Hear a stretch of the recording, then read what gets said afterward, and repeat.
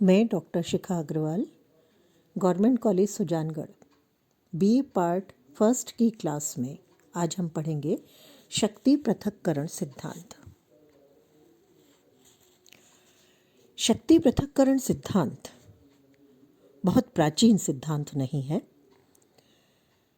और एक तरह से इसकी आवश्यकता स्वतंत्रता के विचार में सामने आती है। अगर हम राजनीति विज्ञान का आरंभिक स्तर देखें तो सामान्य तौर पर शासन की शक्ति एक ही व्यक्ति के हाथ में रहा करती थी,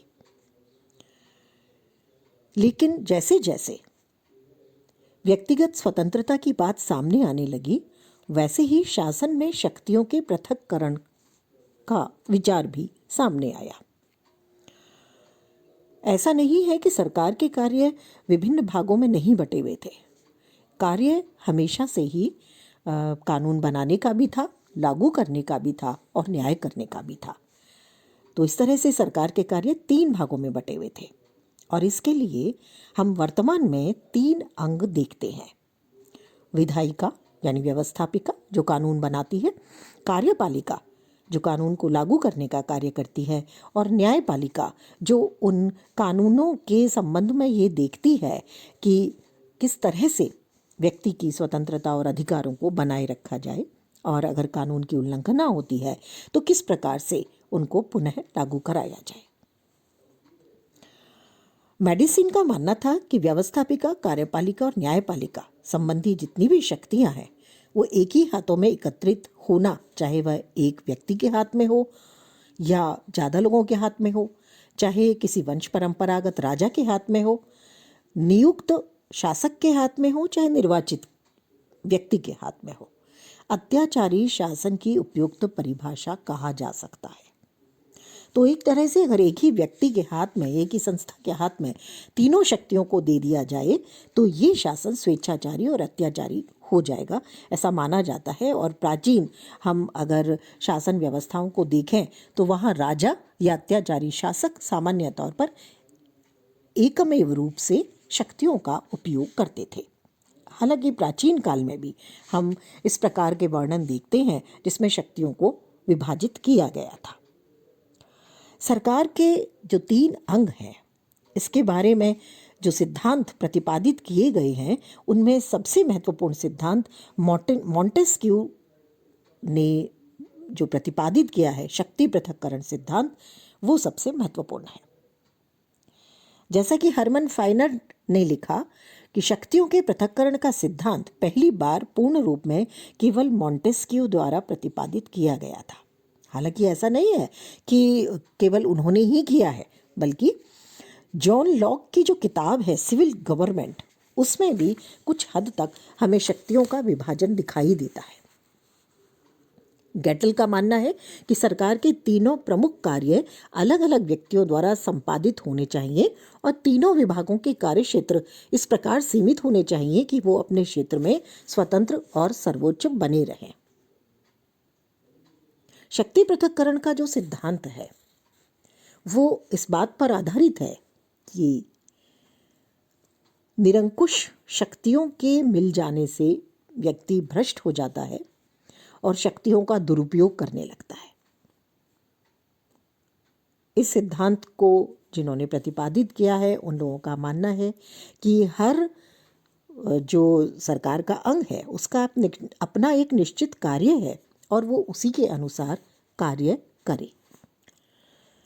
कुल मिलाकर के जो सिद्धांत है इसमें सरकार के 3 अलग अलग अंगों को माना गया है। स्वतंत्रता अगर व्यक्ति की आवश्यक है और अगर उसे लागू करना है और प्रत्येक व्यक्ति को देना है तो इन तीनों शक्तियों को एक स्थान पर केंद्रित नहीं होना चाहिए।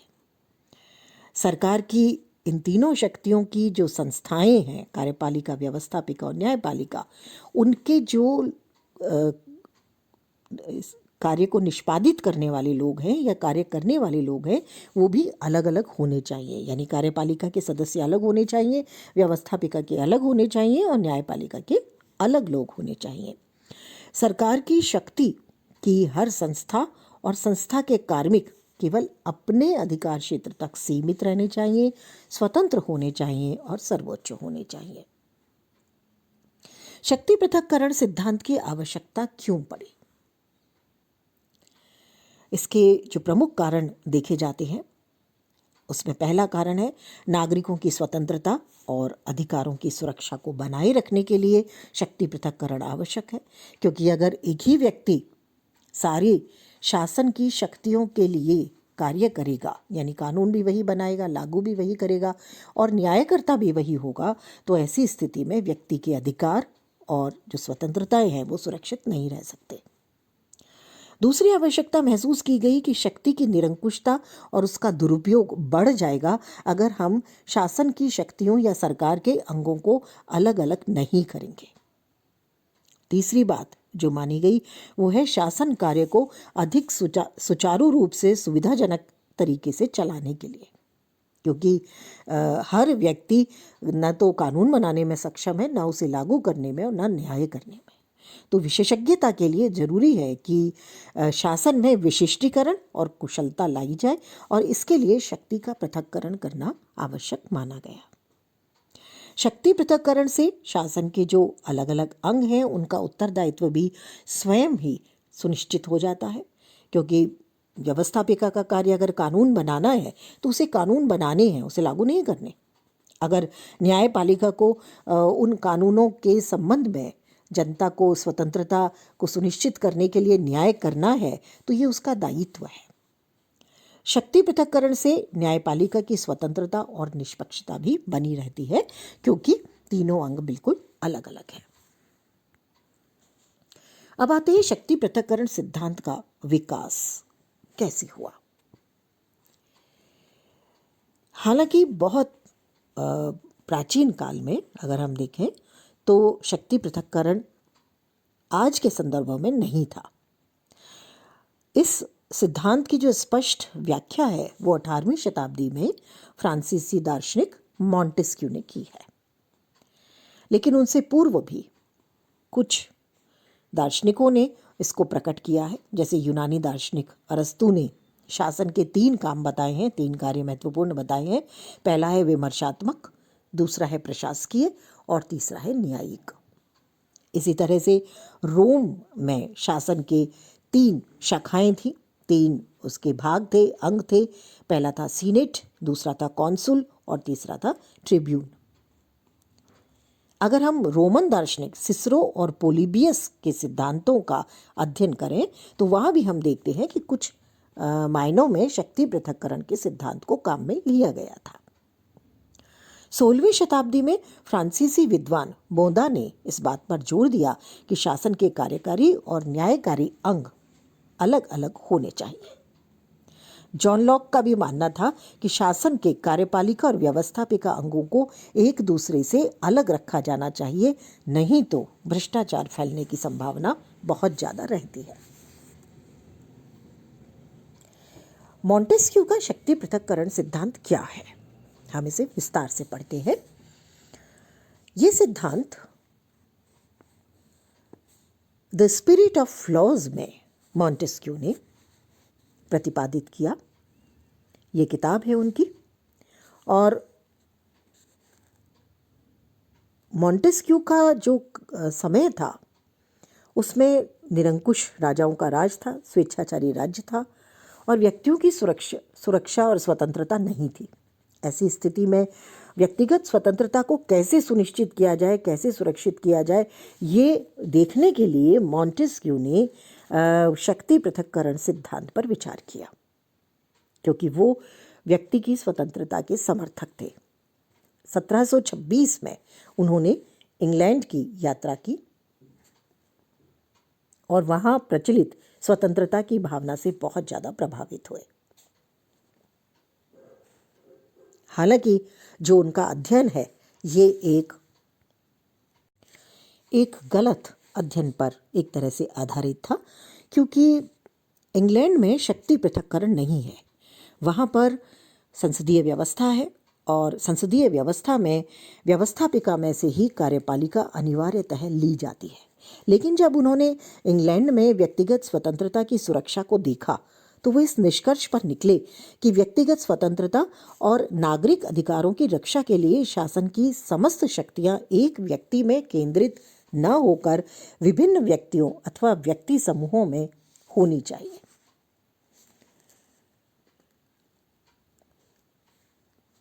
शक्ति पृथक्करण सिद्धांत की व्याख्या करते हुए मॉन्टेस्क्यू ने कहा, यदि कानून बनाने और उन पर अमल करवाने की शक्तियां किसी एक ही व्यक्ति या व्यक्ति समूह के हाथ में एकत्रित हो तो स्वतंत्रता असंभव है।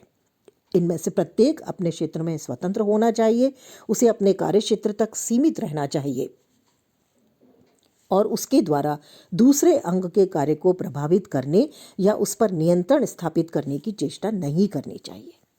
यदि व्यवस्थापिका और कार्यपालिका की शक्तियां एक ही हाथों में केंद्रित हो जाए तो कोई स्वतंत्रता नहीं रह सकती।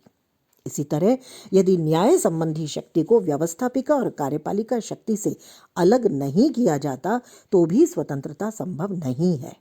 यदि एक ही व्यक्ति या समुदाय तीनों काम करने लगें तो स्वतंत्रता बिल्कुल नष्ट हो जाएगी और राज्य अपनी मनमानी करने लगेगा।